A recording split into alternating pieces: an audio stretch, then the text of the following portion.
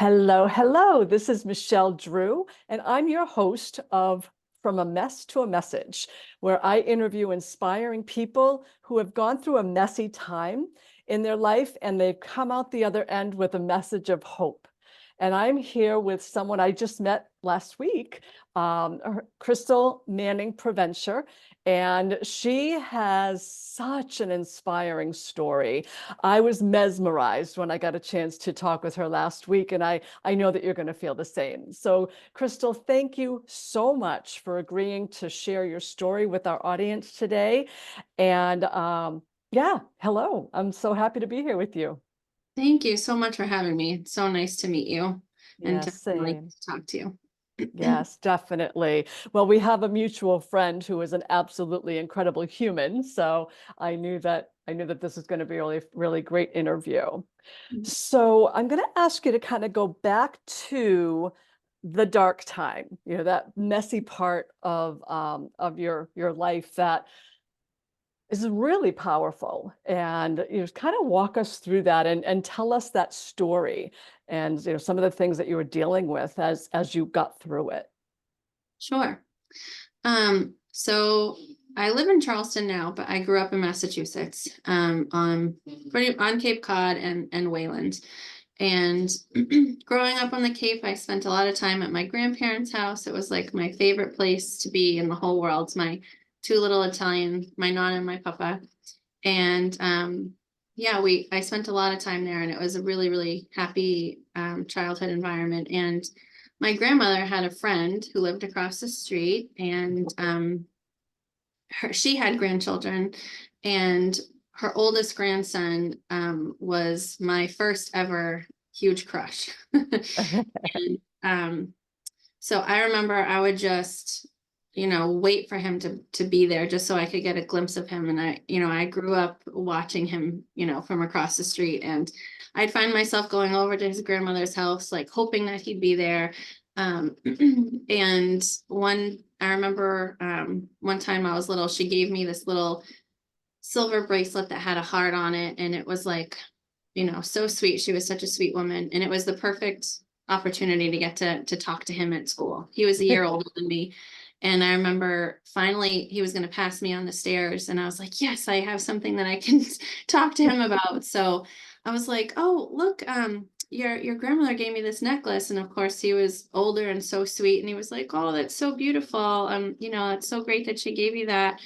And I remember being like, yay, like he talked to me.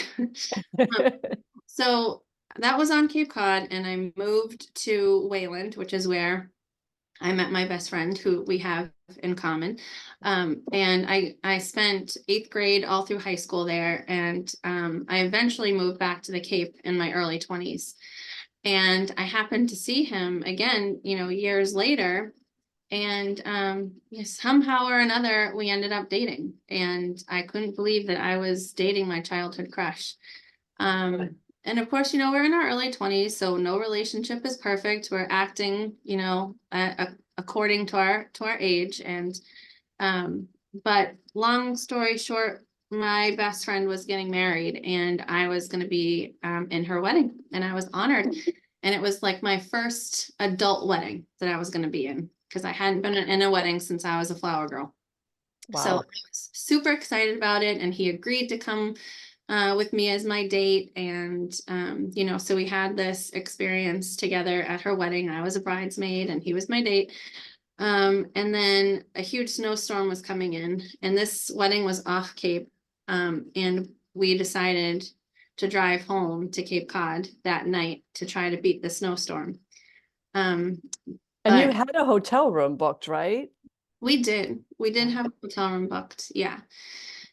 And then this was when I was 23 years old. We were driving back to Cape Cod in the snowstorm and lost control of the car. The car flipped several times. We were both ejected from the car. I have no recollection of any of this, but I woke in the hospital. The next thing I knew, I was awake in the hospital in a lot of pain and looking around. And my mom was there, and she explained to me that I had been in an accident and that I had been put in a drug-induced coma. for several days. And I was just waking up, and she was like, don't move too much. You know, you have a lot of injuries. My leg had almost been amputated. I have a metal rod holding my leg together with, you know, screws and titanium. I had lacerated my liver, and if I moved too much, it would tear and I could have internal bleeding. So, you know, it was explained to me very clearly not to move too much. And so as that all of this information is being handed to me, I'm wondering, where is my boyfriend, right? So I'm trying to ask, but I had had tubes down my throat, you know, keeping me alive, and I couldn't quite get it out. My mother, of course, understood what I was asking, but she didn't want to be the one to tell me.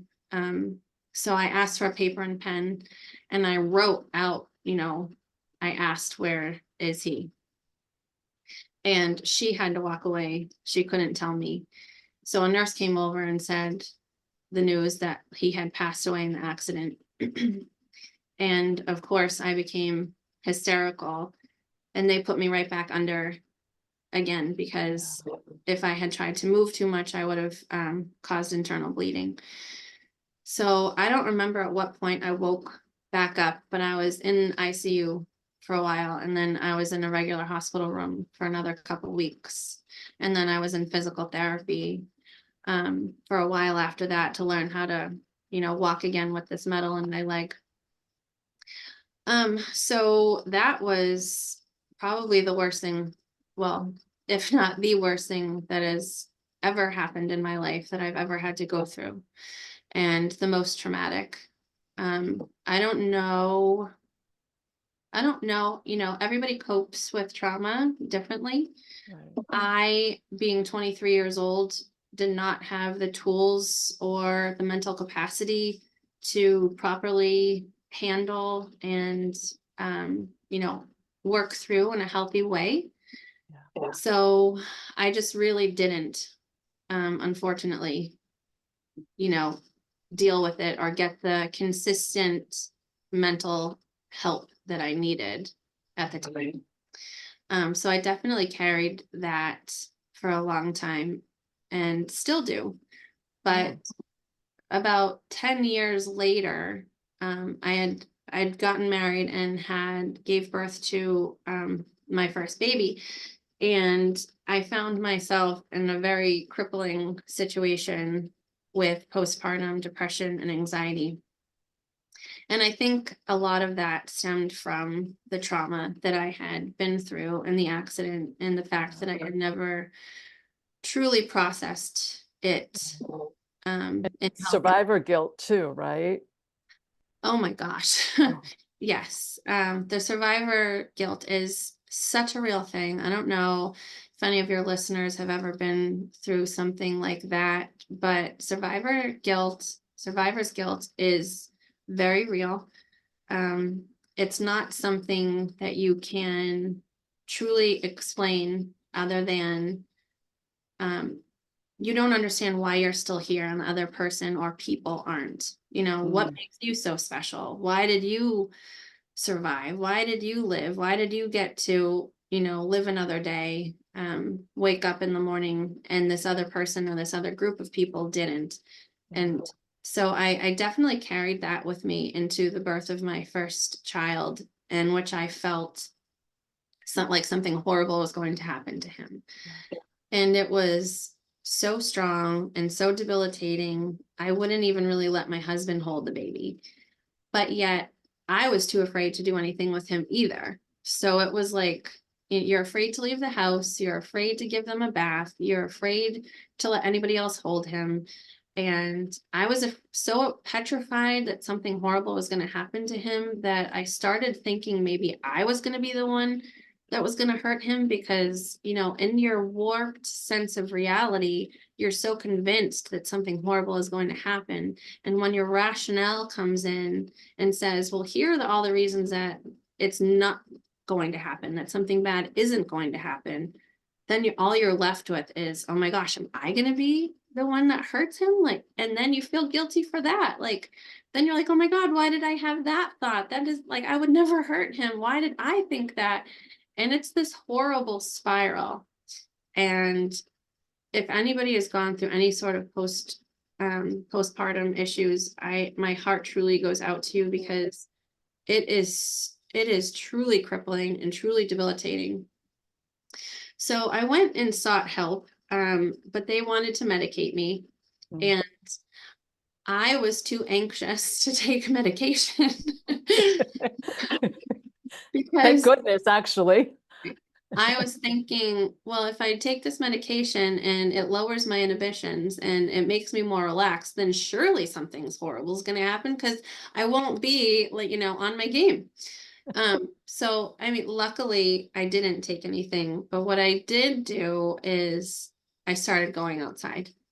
Yeah. I started taking little step by step, um, small little steps outside into what I could only describe as another universe, because this little house that we rented at the time felt like the walls were closing in on me, and Mm. I didn't have room to breathe or to process a thought or emotion.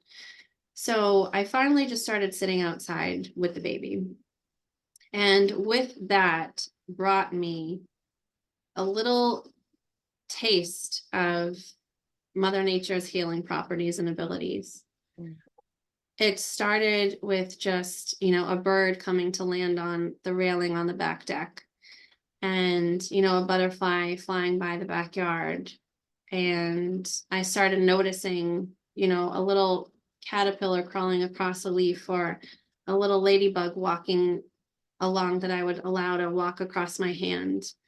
And I just started tuning everything else out and enveloping myself in this other world, which was life. I started realizing, wow, there's so much life out here. It's not just you're stuck inside your house, inside those walls.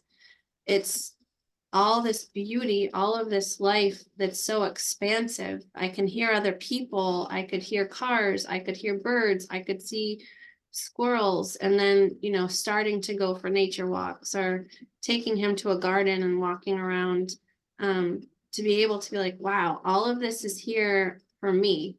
I just have to be open to it and envelop myself in it and accept the healing that I was so desperately looking for. And isn't it funny that it came in nature? Yeah. That's incredible. Incredible. I loved that story. And bring us up to today, where your son is perfectly fine. Yeah. Yeah. Nothing bad happened to him. And tell us the message, and what all of that experience has brought you to where you are today. And you're doing some really incredible things, and helping so many people through a sisterhood that you have developed. And talk to us about life today. Sure. So I have been an esthetician since 2011. And after never really being able to find a skincare line that worked to really hydrate my skin, I've always had dry skin. After my son was born, I really started paying attention to all the products I was using, like what the ingredients were, because whatever I was putting on myself was going to affect my baby. And it was there that I found just how many toxic ingredients and unnecessary chemicals are in all of the products pretty much on the shelf, but also the professional lines that I was using. So I started looking for an organic skincare line that I could buy locally. Started going to farmers markets and things like that, and there really wasn't anything out there. So it just sort of hit me like a light bulb one day, and I was like, oh my gosh, I could make my own, because I have fallen in love with nature. Looking back, I've always loved nature. I've always been an outdoor person. I've always loved going to the beach and finding serenity in Mother Nature. Being at my grandparents' house when I was a little girl and going out in the garden and, you know, finding beautiful natural ingredients has always been a part of me. I guess I just kind of forgot it, you know, in those deep, dark times. So it just sort of hit me one day, like I could do this myself. So I went back to school and I took this course on how to make your own organic skincare. So I took that course and I didn't really know what I was going to do yet, but it just truly felt like a calling, like it was something that I was supposed to do. And it hit me so hard. Literally, like somebody just came in and turned the light on in my brain one day. Like it was what I had to do. There was no question about it. And everything just started to fall into place. Like this class fell in my lap that was something that I could actually afford at the time. And, you know, friends came in to offer their services. Like one of my really good friends is a photographer, and she offered to take like professional shoots of the skincare from my website. And one of my husband's friends offered to do all of the graphic design. So it all just kind of started falling into place. But once I put the pieces together, I was like, okay, I'm taking my love of nature and skincare and combining them, and I'm going to make something for women that have something going on in their lives and they need the comfort just like I did. Mm. I want to create something that not only works, has all ingredients found in nature, but give somebody something to look forward to every morning when they wake up and every night before they go to bed. Love that.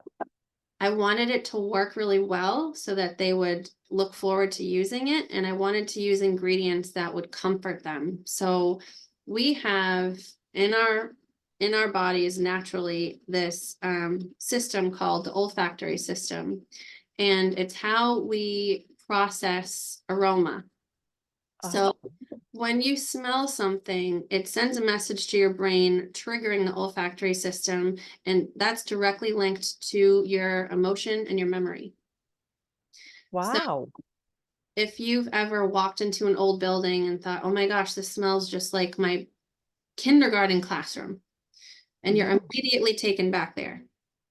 Or you walk by somebody in the store and you're like, oh my gosh, that smells like my aunt's, you know, my aunt from when I was a little girl that I haven't seen in 20 something years. And you immediately like, it's almost like you can feel her around you.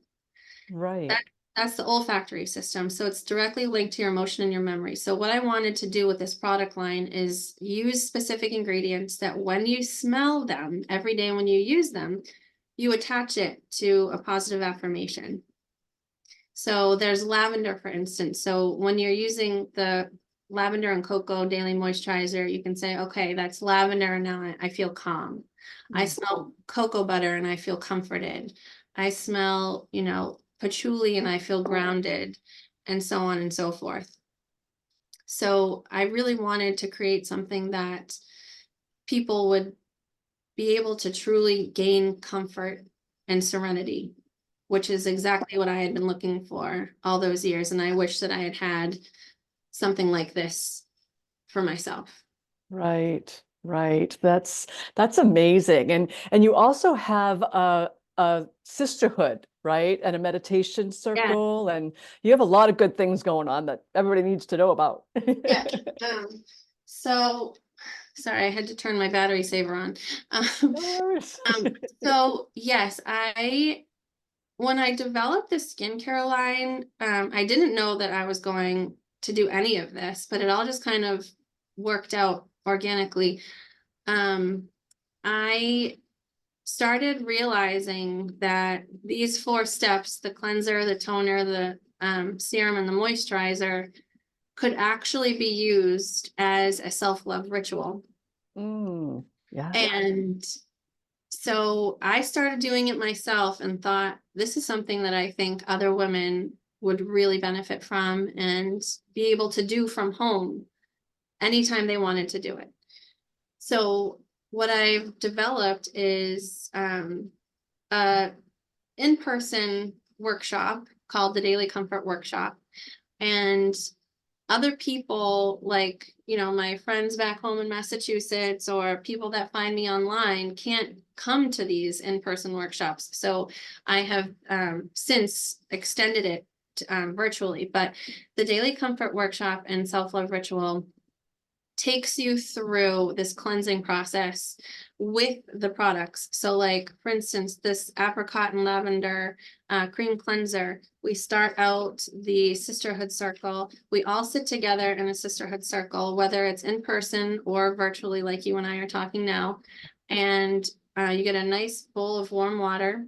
And together I have everybody kind of close their eyes and think back to a time where you didn't feel good enough in your own skin.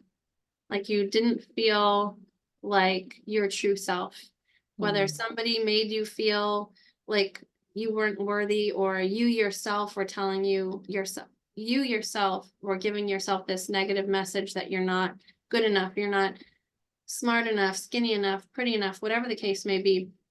And we literally cleanse that all away. I So love that.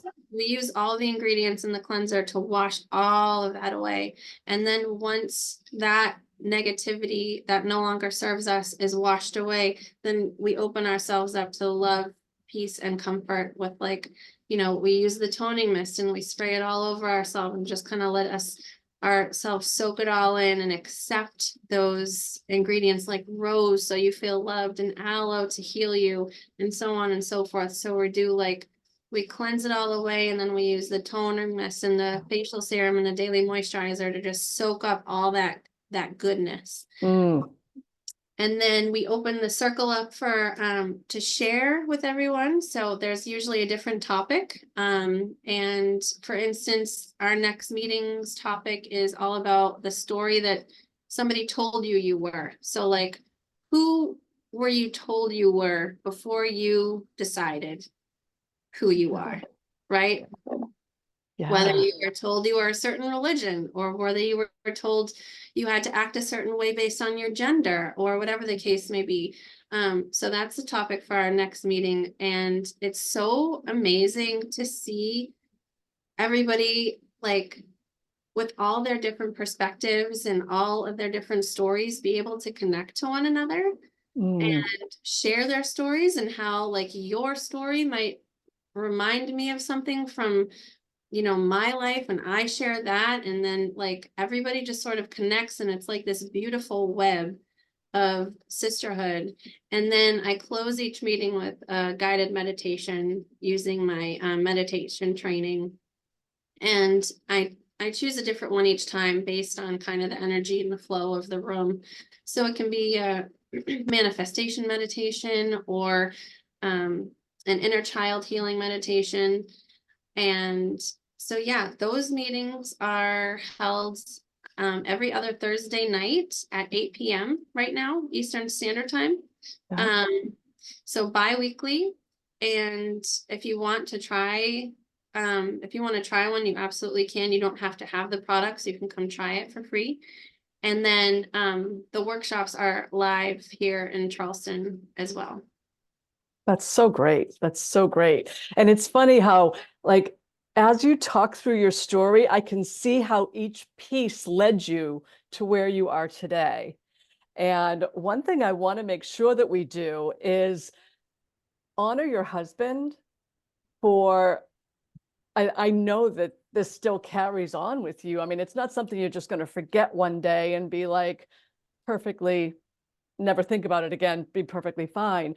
And we talked about, you know, how wonderful your husband is about it. And I just want to give him kudos for that. Absolutely. Yes. It takes definitely a special person and a strong man to allow your wife or your, you know, your girlfriend or whomever to cry over another man, essentially. But you know, I was 23 years old when it happened. I didn't meet my husband until I was turning 30. So, you know, we have like a full life before you might meet the love of your life, right? So yeah, but he definitely has been one of my biggest supporters of all time. So good. So good. So is there anything that didn't come up that you wanted to make sure we talked about? And I'm definitely going to get all your links because we need to know all this stuff. Yeah. And I Um, definitely want to, your skin looks amazing. So I absolutely want to be thank checking out you. your skincare. Thank you so much. Yeah, it's all I use. So yeah, I guess the only other piece that I think I might have skipped over was my love for creating recipes as a child. And my little Italian nonna would send me out into her garden and ask me to, get some fresh mint or some tomatoes or basil or parsley or cucumbers or whatever the case may be. And I was so little that I had like a step stool that she would have me stand on in the kitchen so that I could see over the counter.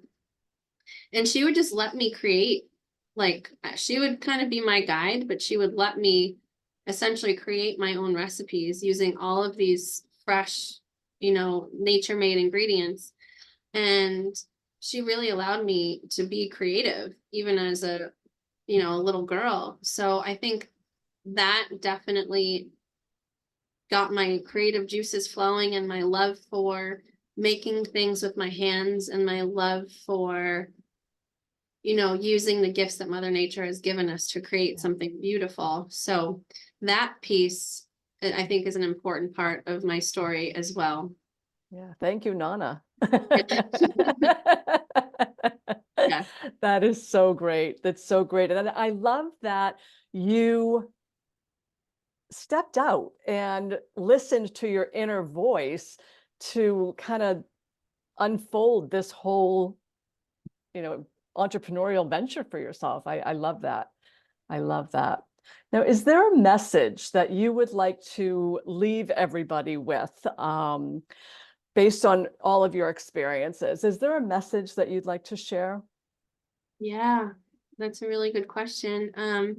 Yes, 100%. I would love for people to know and understand just how powerful you are, just how important you are, how your simple presence in this universe is not an accident, that you're meant to be here, that you're meant for something big. You're not just meant to walk around daily with, your long list of hard things to do. You're supposed to enjoy your life. You're supposed to be happy. Of course, we have all of these lessons and learning opportunities that come our way, and not all of them are spectacular and filled with rainbows and sunshine, but you can take them and be victimized by them, or you can take them and turn them into part of your story in a positive way. Mm, And if you understood just how important you are, you would walk around lighter and brighter and full of more love. wow. And that is received by so many. You have no idea like how many people's lives you touch just by being here. Yeah. Whether you paid somebody a compliment in passing and thought nothing of it again, or you picked up something off the ground that somebody dropped and restored somebody's faith in humanity again. You're important, you're meant to be here, and you're supposed to enjoy your life. I also have free guided meditations on my website as well. If you're ever feeling like, you need a little bit of inspiration, and you're not sure how to do it on your own, you can just go someplace quiet for 15 minutes and listen and kind of, you know, come back to yourself. Yeah, I love that. I love that. So that's a perfect segue into, tell us where people can find you. I'm gonna type them in the show notes as well, so people can just click on them. But Of this is course, not going to air until July, so I don't want to have people wait. of course. I'll get them. Yes, you can Promo. find me on my website, which is dailycomfortbykristal.com, and Kristal is Kristal. There you can buy any four of the products that I make. I only make four. It's a cleanser, a toning mist, a facial serum, and a daily moisturizer. But I also have those free guided meditations on my website. And if you ever subscribe to any one of the products, you get them at a discounted rate. They show up at your door, and you get to be part of the Daily Comfort community, which is the live bi-weekly Zoom meetings that I share. And I'm on Instagram and Facebook, Daily Comfort by Kristal on each. And I post new content all the time. Fantastic, fantastic. Well, Kristal, I know, and it's the reason I do this, I know that you're going to touch so many lives with your story. And what I love about that is the ripple effect, because you change one life and that person has a network of friends and family and, you know, coworkers and whatever. So I believe that the ripple effect of you sharing with us today is going to be huge. And I thank you for that. Thank you so much. Yes, yes, definitely.